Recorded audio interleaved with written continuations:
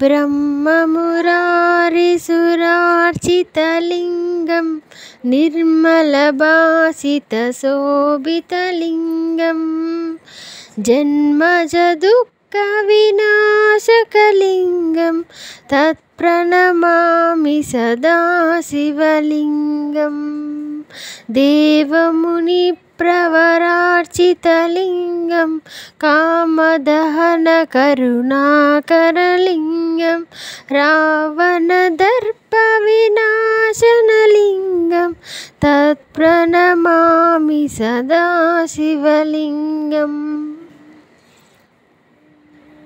सर्वसुगन्धसुलेपितलिङ्गं बुद्धिविवर्धनकारणलिङ्गं सिद्धसुरासुरवन्दितलिङ्गं तत्प्रणमामि सदा शिवलिङ्गम् कनकमहामणिभूषितलिङ्गं फणिपतिवेष्टितशोभितलिङ्गं दक्षसुयज्ञविनाशकलिङ्गं तत्प्रणमामि सदा शिवलिङ्गं कुङ्कुमचन्दनलेपितलिङ्गं पङ्कजहारसुशोभितलिङ्गं सञ्चितपापविनाशनलिङ्गं तत्प्रणमामि सदा शिवलिङ्गम्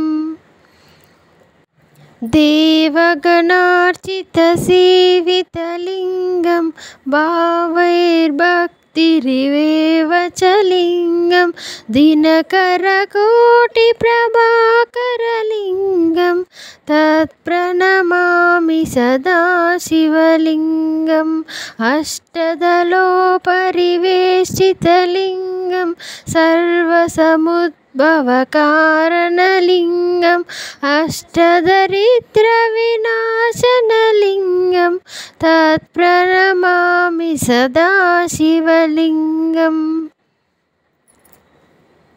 सुरगुरसुरवरपूजितलिङ्गं सुरवनपुष्पसुधार्चितलिङ्गं परत्परं परमात्मकलिङ्गं तत्प्रणमामि सदा लिङ्गाष्टकमिदं पुण्यं यः पठेत् शिवसन्निधौ शिवलोकमवाप्नोति शिवेन सह మోదతే।